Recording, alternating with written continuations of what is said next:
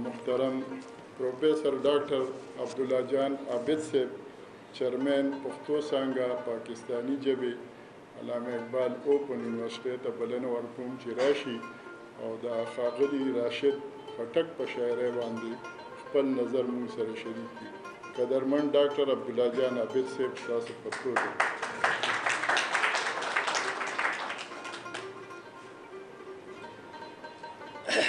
ډېره مننه افکار صاحب.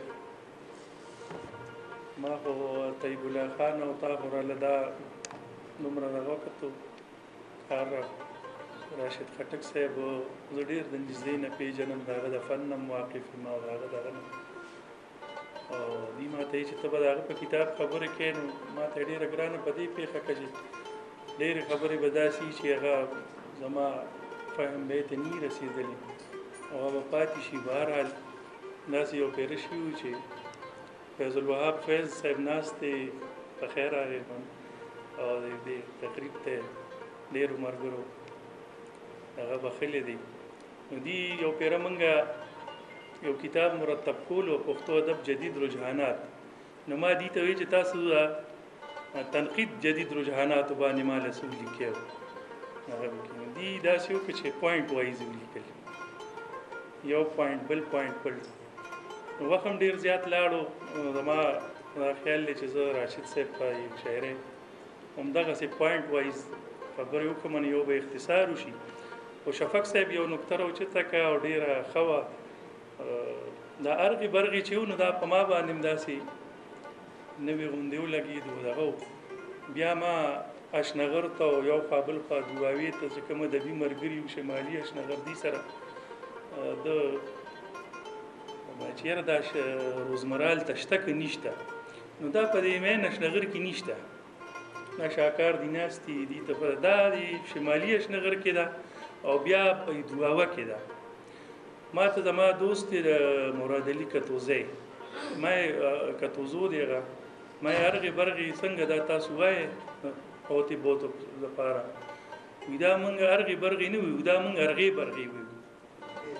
ارغې برغې یو خو پکې دغه خبره هم ده چې دي خو ارغې برغې وي، هغې طرف ته ما دي طرف ته نورو خلکو نه دي یې ارغې برغې وي او د دې خوا دواوه چې ده نو دي یې ارغې برغې وي. او ښه کار و زما خیال دی چې ویې کړو چې دا نوم یې کېښو چې کومه یو سایټ ته او یو ریجن د یو خاص ځای یو روزمره وه هغه یو مین سټریم ته راوست.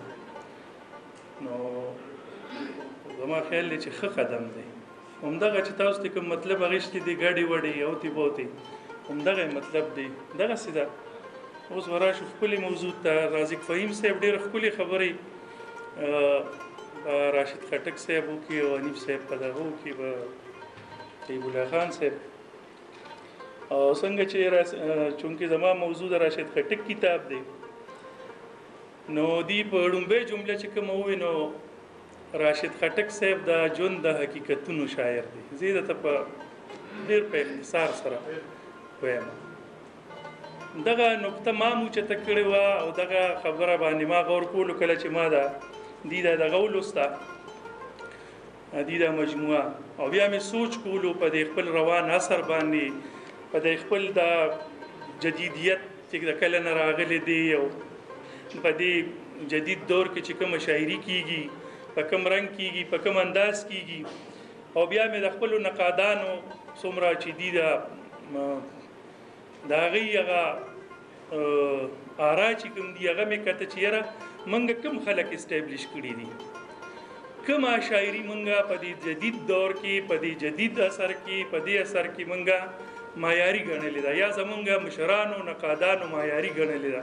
په هغې کې زما تاسو ناست دی ټول فیض الوهاب صاحب او دا ټول دوی خلک دلته ناست دی حنیف صاحب. زما خپل خیال دا دی چې هغه شاعري دلته کې معیاري مونږ ګڼلې ده زمونږ نقادانو چې هغوی ژوند او عشق په یو وخت مخې ته راوستي دي، په یو ټایم یې راوستي دي.